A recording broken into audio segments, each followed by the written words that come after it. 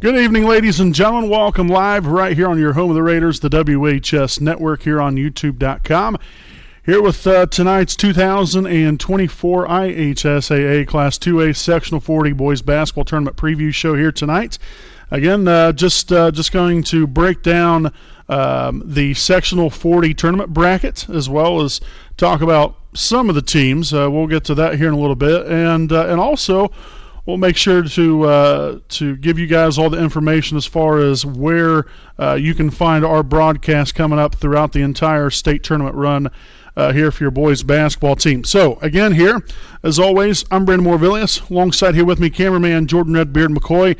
Again, we do want to thank you guys here for tuning in as we will get right into things here with our preview show here tonight. Now, obviously, Wapahani finished the season last Friday night at home. They're on senior night, took care of business there against the Shenandoah Raiders to claim a 20-2 regular season and an MEC conference title as well. That was extremely important to gather there on Friday night. So a great win there, great way to conclude the regular and home season. And now we're geared up for postseason play, in which it's going to be a tough start, no doubt about that. As far as the sectional draw that we got, but I'd rather play some of the best teams, and that when you claim victory, that just adds to the satisfaction that much more. So, speaking of which, we will go ahead and take a look here at the bracket. So we're going to start things off here with tonight on February the 27th. It's Winchester at Alexandria at 6 p.m. So here in about 2.5 hours from now, Game 1 will start there of the Sectional 40 Boys Basketball Tournament. Again, all Sectional 40 Tournament action will be held at Alexandria High School. Then tomorrow night, the first game of the evening, there on February the 28th, will be the Westdale Warriors taking on the home team, the Muncie Burris Owls. Again, that will be a 6 p.m. start time there tomorrow night. Followed by the second game, that's where your Wapahani Raiders come into play. They will be taking on the Lapel Bulldogs. It's scheduled for a 7:30 start time. We'll see if that comes to fruition or not. It'll be 7:30-ish is what we'll call it. But that will be coming up there again tomorrow night on February the 28th. Then on Friday night, the winner of the Winchester and Alexandria game from this evening will take on Monroe Central on Friday evening at 6 p.m.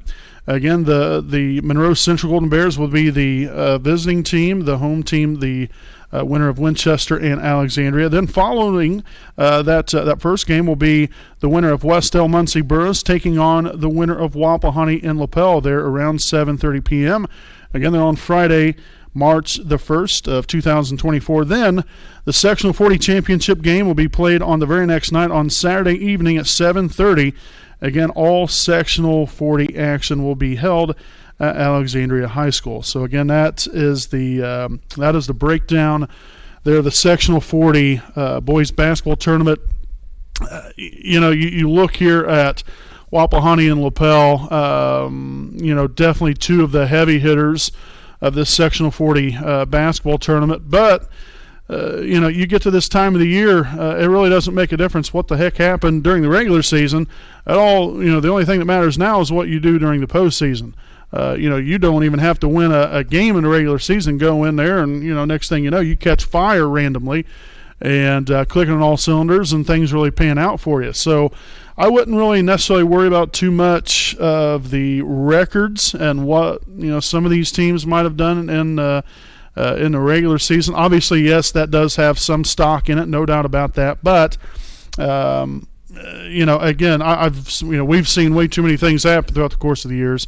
So you learn to never overthink things and assume things, and we'll just see what happens coming up there tomorrow night there for your Wapahani Raiders. So we're going to start things off here. So this evening, we're going to be breaking down all the Sectional 40 basketball teams.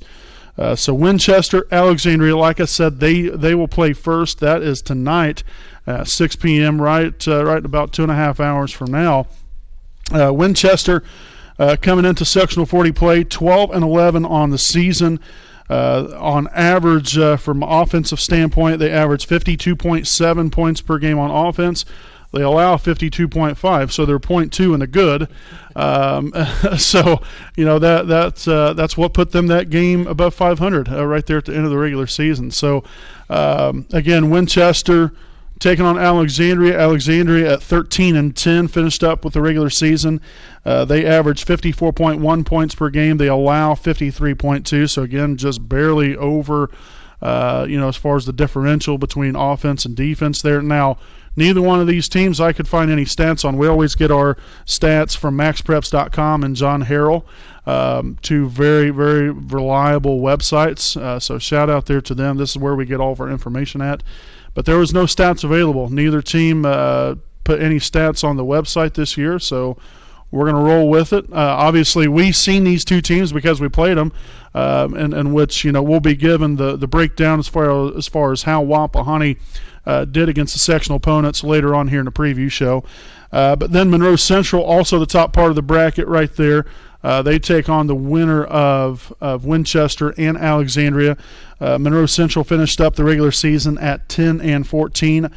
From an offensive standpoint, they average 50.8 points per game. They allow 49.6.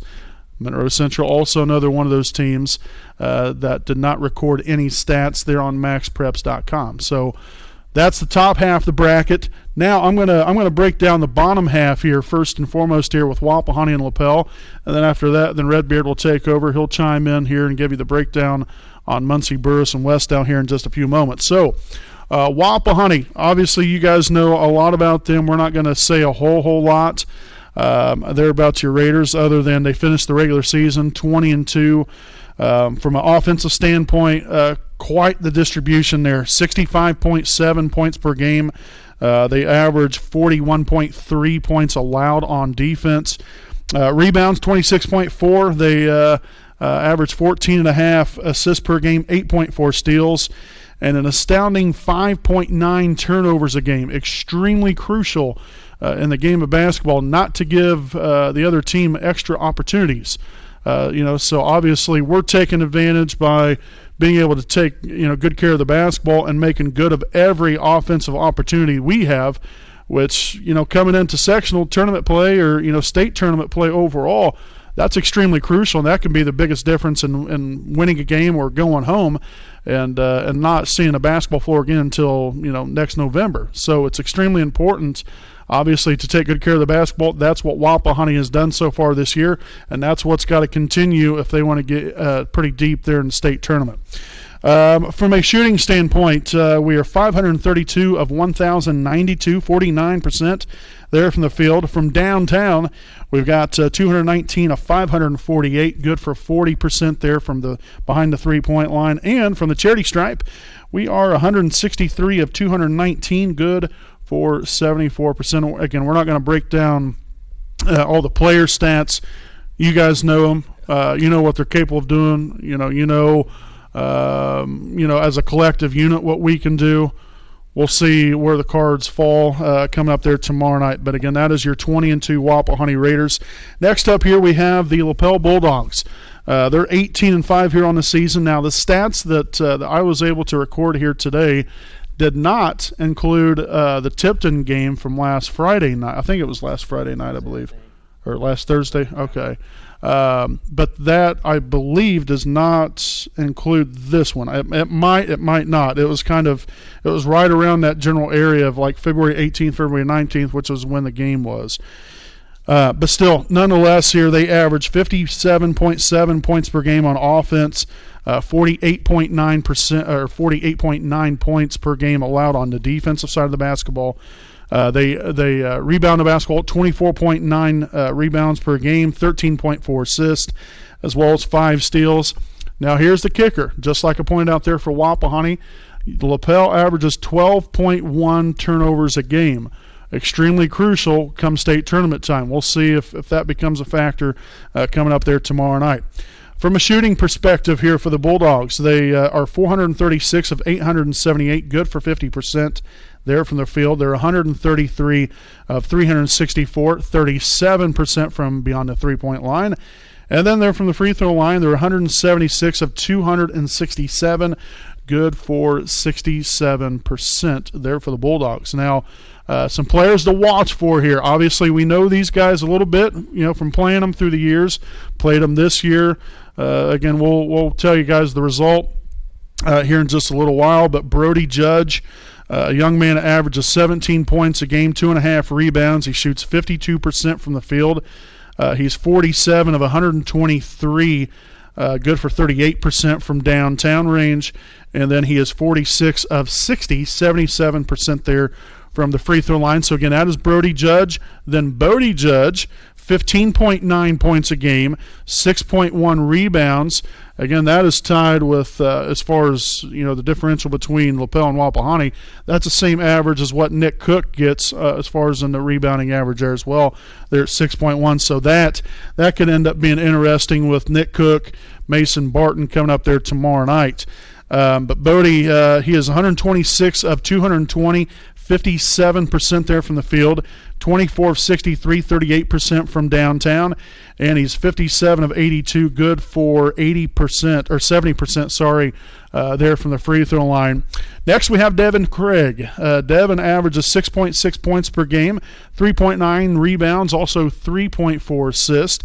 He also shoots 39% from the field, 22 of 63, good for 35% from beyond the three-point line. And then from the free throw line, he is 34 of 47, good for 72%. So again, that is Devin Craig. Next, we have two more young men right here. We have Matt Carpenter, another thorn in the side there on the inside, 5.7 points per game, 3.9 rebounds. He's 58% from the field. He's only an inside player. He doesn't take any three-pointers, so make note of that. And also, again, no disrespect towards him, but the stats speak for themselves. Matt Carpenter, the young man that you definitely want to foul. He's 8 of 22, good for 36% there from the free throw line.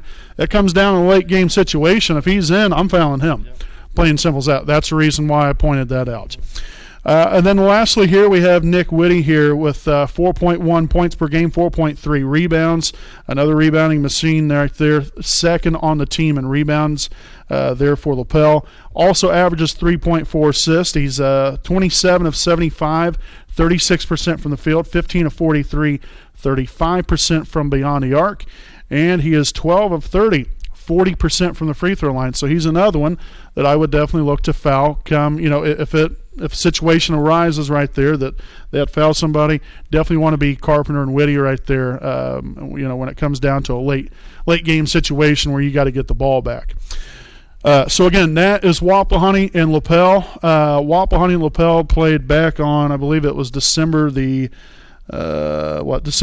I believe it was, in which Wapahani won that one 70-35. So we doubled up on them. Will that be the case this time around? More than likely not, but we hope so. That'd be great. But Lapel's been playing some very good basketball. I believe that they've won 12 or 13 out of the last 14 games. They just beat Tipton last week, which was number 1 in Class 2A. They beat them by 11 points. So they're clicking on all cylinders right now. This is going to be a very tough ball game. What happened that first time around, I wouldn't necessarily say that's going to be an indication on how this one will go tomorrow night. So now we're going to switch gears here. I'm going to let Redbeard talk here a little bit, and he's going to break things down for the Westdale and Muncie Burris matchup. Yeah, thanks, Marv. Happy birthday, by the way. Thank you.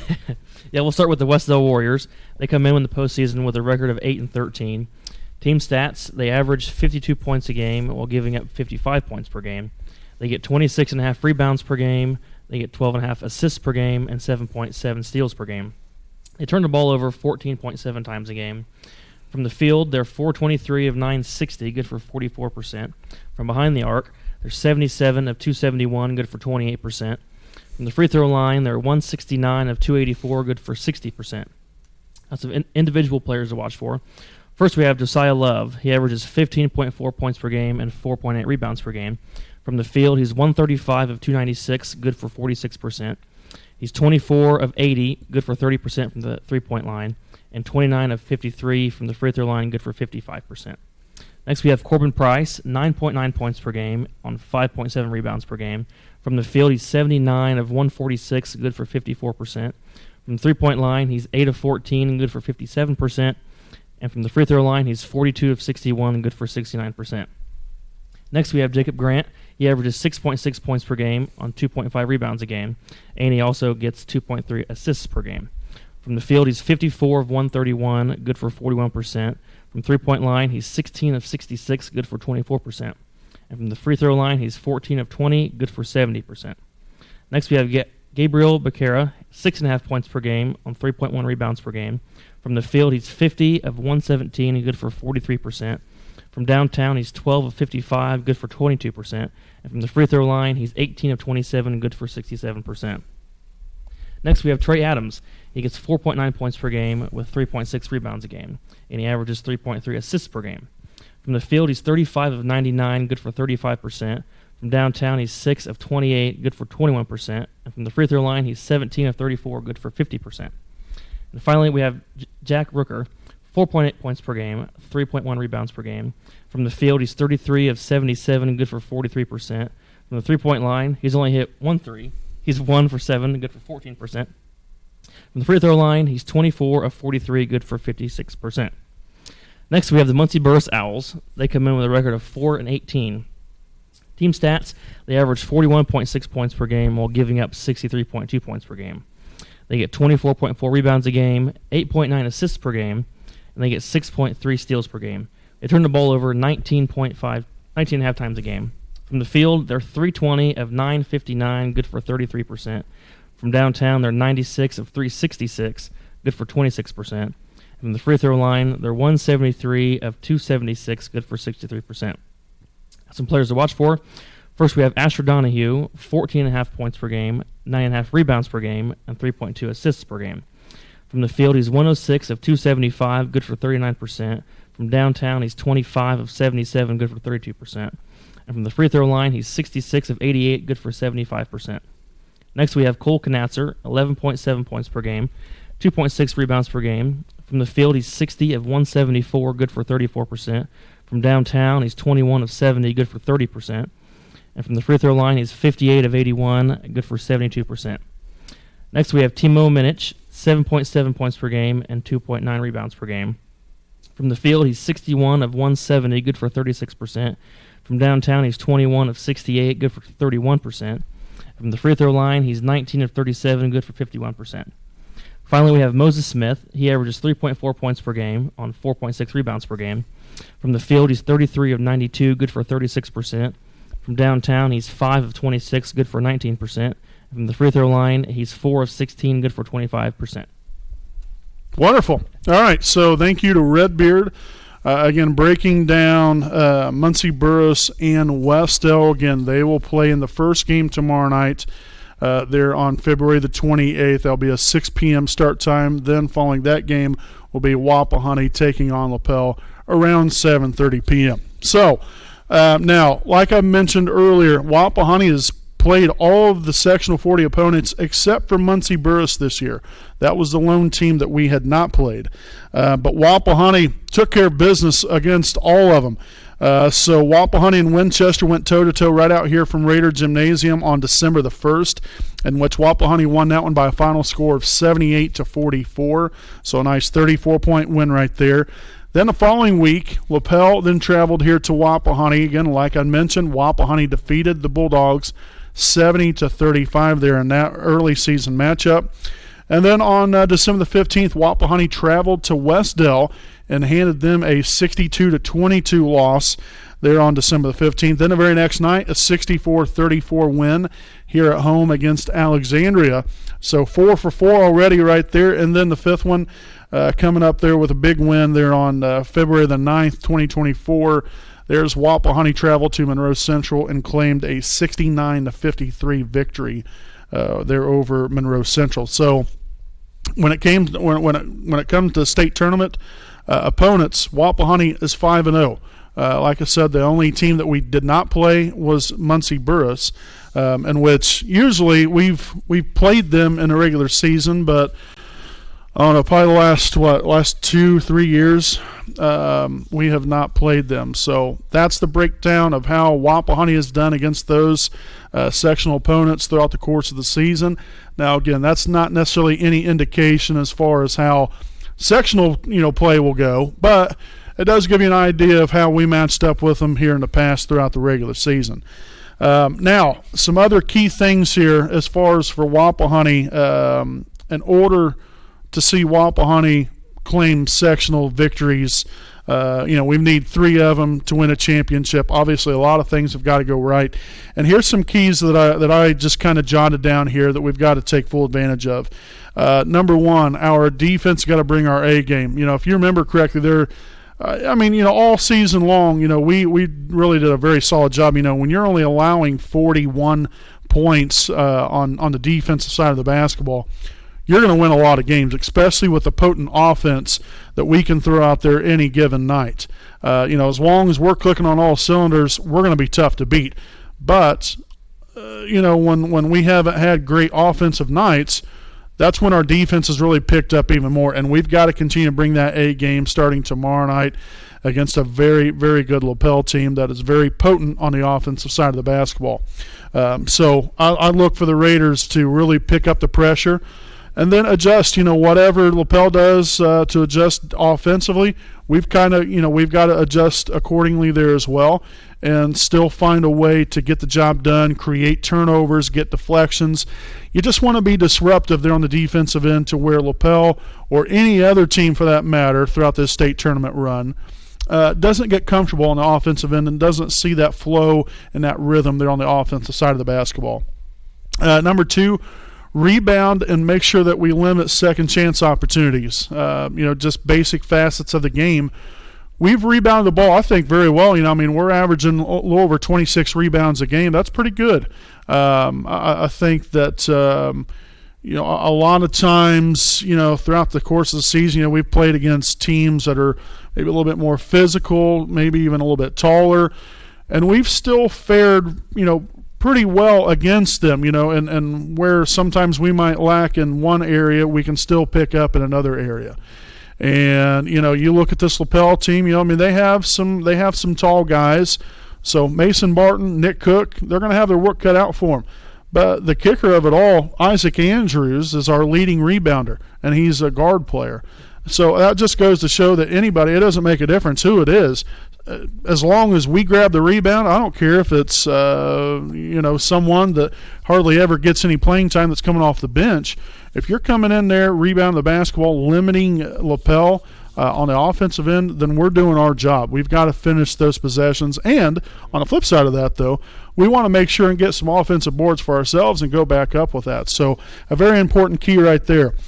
Number 3, maintaining composure here. That is one thing I think that this team does such a great job of. And I know that head coach Matt Luce has touched on this several times. These guys are just very level-headed. Sure, there's some games where maybe we might got to sped up. We could have gotten sped up a little bit faster than maybe what we should have. Teams apply pressure. Usually for the most part we handle that pressure pretty well, but we've got to maintain that. And we have to have the right mindset and go out there and be ready for anything that any opponent might throw at us. And then last couple here, a group effort on both ends of the floor. Offensively, it can't be just one or two guys. It's got to be everybody. Isaac Andrews, Camden Bell, Nick Cook, Nate Luce, Mason Barton, Logan Wolf when he comes in, Eli Andrews, Brock Zigraff. I don't care who it is, 1 through 12 or how many ever that could potentially be scheduled for that roster as far as the makeup of the roster during sectionals. If your number's called, you've got to suit up, be ready to go. And that's another thing that I really like about these guys. These guys, they know what the roles are, and they do it very, very well. And not to mention the fact that they're looking to help one another, to complement one another here. This isn't a selfish group of guys. These are actually one of the more unselfish groups that I've ever seen. I said the same thing about last year's team too, and that's really ran over into this season. These guys know what they have to do to be successful. Now it's just about going out there and just continuing to do that. But we have to have a group effort not only tomorrow night, but every single night, especially the rest of the way, because we can't have an offensive lapse. If you have an off night offensively, you're risking going home. No doubt about that. And then lastly here is free throw shooting. Now, towards the beginning of the year, I thought that we shot the ball very, very well from the free throw line. Since then, we've kind of tapered off a little bit. I mean, we're still at 74%. I mean, that's very respectable, no doubt about that. But for a good while, I mean, we was right there in that 80 to 82% range for a good while. And so, again, a very important key to the ball game, especially, when we get in close ball games. Free throws could mean, a whole lot. That could be the difference in you winning a ball game and moving on, or losing and you're sitting on the couch next weekend. So it's extremely important that, throughout the course of a ball game, we've got to hit our free throws, not just when we really need them, even in the first, second, third quarters. Every single point matters, and we've got to take full advantage when we get extra opportunities and head to the free throw line. So really looking forward to that ball game tomorrow night. Should be a great one. Wapahani Lapel coming up right around 7:30 p.m. Again, you can watch that. If you can see there on your bottom of the screen, that is the website you need to go to watch Wapahani and Lapel in any state tournament action for your Wapahani Raider boys basketball team. So again, that is https and then I believe it's :/IHSAATV.org/Wapahani Raiders/. That's the website. Again, it was just on there about 30 seconds ago. That's the website that you're going to have to go to. We will be posting it on our Twitter and Facebook pages, what the website is. It's going to be free of cost. No cost whatsoever to watch, and we do that for all of our state tournament games when we broadcast Wapahani sports. Yet again, we don't believe in having to pay for high school basketball games, volleyball games, baseball, softball, none of that stuff. It's high school sports. That's just us anyway. But we don't want to cost people money. These are your kids, grandkids, nieces, nephews, whatever. You should be able to watch this stuff for free. And so that's what it's going to be coming up there tomorrow night and throughout the state tournament. We'll be broadcasting the game on there. It won't be on YouTube, so do not go to YouTube to go to watch the game, because it's not going to be on there. The website that was right here on the bottom of the screen, again, that's the website that you're going to have to go to watch Wapahani basketball throughout the whole entire state tournament. And of course, it's going to be me. It's going to be Redbeard. We're going to have some student analysts as well. We'll have them, Alexia Dobbs, hopefully Emily Manning maybe as well. But we'll have them there with us as well. But it's going to be a great time. We're looking forward to it. We hope you guys are as well. Obviously, you got to love postseason play. Really cranks up the pressure and the intensity 100 times more than what it is during the regular season, and you got to love it. So make sure to come on out to Alexandria tomorrow night, 7:30 p.m. start time. We hope you guys support the Raiders there at Alexandria. If not, again, you can catch us right here, again, on our IHSAA TV channel, and we're hoping for a Wapahani victory coming up there tomorrow night. So again, we thank you guys for tuning in here for our 2024 IHSAA Class 2A Sectional 4A Boys Basketball Tournament Preview Show. And like I said, we'll see you all tomorrow night. Until then, I'm Brandon Morvillius, alongside cameraman Jordan Redbeard McCoy. We'll see you next time right here on your home of the Raiders, the WHS Network.